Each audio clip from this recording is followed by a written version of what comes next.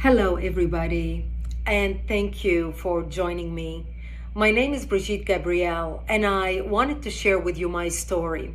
I realized yesterday when I put a post about my background that many of my new followers and people who know me as a political commentator who's always commenting on political events and current events, that a lot of people have no idea about my background and why I am so passionate speaking the way I speak.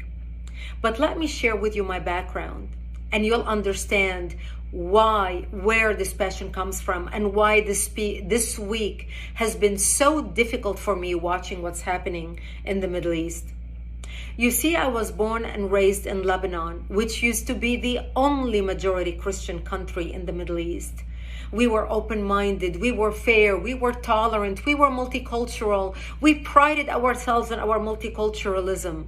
We had open borders. We welcomed everyone into our country because we wanted to share with them the westernization which we had created in the heart of the Middle East.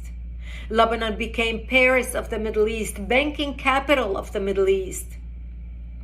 Unfortunately, all that began to change when we accepted a wave of refugees into our country, people who did not share our values, but wanted to use Lebanon as a launching pad to kill the Jews and drive them into the sea. Lebanon was the only country in the Arabic world that accepted the third wave of Palestinian refugees. When they came to our country, they wanted to destroy our country. They ended up destroying our country. My 9/11 happened to me in 1975 when radical Islamic Palestinians blew up my home, bringing it down, burying me under the rubble wounded. I ended up in a hospital for 2.5 months. And as I laid in a hospital bed, hooked up to IVs, I would ask my parents, why did they do this to us?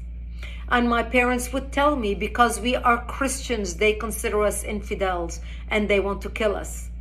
So I learned since I was a 10-year-old little girl that I am wanted dead simply because I was born into the Christian faith and lived in a Christian town. We ended up leaving the hospital and coming back home, but my home was no longer the home I left. I ended up living in a bomb shelter underground in an 8x10 room without electricity, without water, and very little food. And that's where I lived for the next 7 years of my life, from the age of 10 till the age of 17, robbed of my youth. The Palestinian Islamists cut off all water supplies to our town, cut off electricity, cut off food. In order for us to go out and get some greenery, we would go out and dig out dandelions and different greenery that grew around our bomb shelter because it was the only salads we had to eat. To get some water, we would crawl into a nearby spring to get some water because we were surrounded by Islamic Palestinian snipers shooting at us. And every time we left our bomb shelter to the spring to get water, we would say our last goodbyes because we did not know if we're going to come back alive or dead just to get some water. This became my existence. I remember a few years into the war, in the beginning we thought it's going to be a couple weeks, and then everybody's going to see the massacres that the Palestinians are doing to the Christians in Lebanon, how they put their heads together with the Muslims in Lebanon and declare jihad on the Christians, the massacres of children, the slaughter, even the crucifixion of Christian men on crosses. One of the famous city massacres was in the city of the Moor in Lebanon, where they massacred the whole town. This barbarism, this Palestinian barbarism is not new. My father would say, all the Christian nations are going to wake up and see what's happening to Lebanon, to the Christians, and they're going to come save us. But nobody came and the world forgot about us. I remember 3 years after living in the bomb shelter, I was 13 years old, and one of our militia, one of our Christian friends stopped by. And he said to me, Brigitte, we heard a lot of chatter on the radio, and we believe tonight we are going to be slaughtered. And he said, if I don't see you tomorrow, I wish you a merciful death. and he left. And I remember at the age of 13, dressing in my Sunday best, my Easter dress, because I wanted to look pretty, because I knew that when they come to slaughter me, there would be no one to bury me, and I wanted to look pretty when I'm dead. And I remember my mother combing my long black hair as I sobbed, begging her, I don't want to die. I'm only 13 years old. Please do something. I don't want to die. And there was nothing my mother could say to me. And I remember sitting in the corner of our bomb shelter, and my father started reading from Psalms. I shall walk into the valley of death and fear no evil, for thou art with me. And my parents said to me, when they come to slaughter us tonight, we will create a distraction. You're an only child. You're a young child. We lived a long life.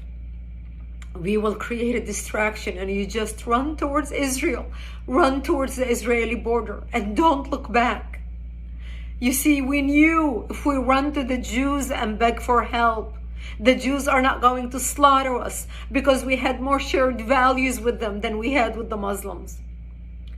Thank God I did not have to make that decision that night, because that's the night when Israel came in physically into Lebanon and established the security zone and kicked out the radical Islamic Palestinian element that surrounded our town.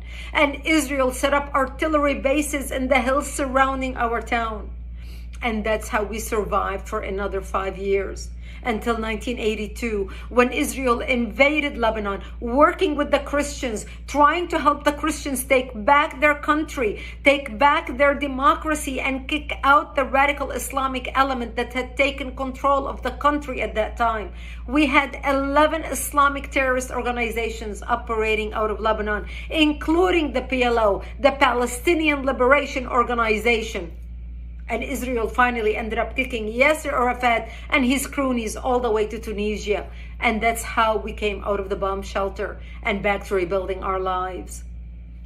I ended up moving to Israel in 1984 and becoming a news anchor for World News in the Middle East, covering world events, because I wanted to make it my life's mission to fight evil, to understand how can people hate so much to commit such atrocities.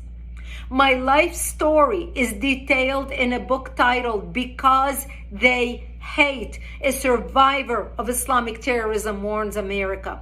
The book sold over 1 million copies. It came out in 2006. I encourage you to read it. I encourage you to order it so you can understand why I fight terrorism, why I speak with such passion and conviction.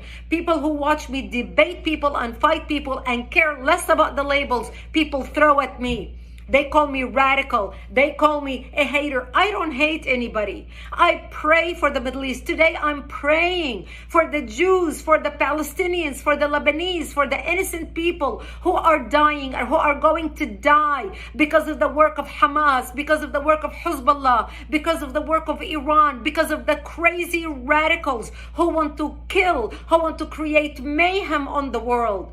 We must stand up against barbarism. Barbarism done in the name of any people, of any religion, is not acceptable. Barbarism is when you shoot babies in their cribs. Barbarism is when you decapitate babies. Barbarism is when you rape women and kill them. Barbarism is when you kidnap old grandmas and you kidnap children and you put them in cages with the sole purpose of torturing them and killing them. This is barbarism, unacceptable under any name, from any people, from any religion. That's why the good people need to stand up against terrorism, against Islamic terrorism. Because what starts in the Middle East doesn't end in the Middle East. What starts in Israel doesn't end in Israel. This is a war against between barbarism and civilization. This is a war between democracy and dictatorship. This is a war between goodness and evil. We either win or they win. We need to fight to win. We need to stand up with Israel to win. This is our fight and we must win it.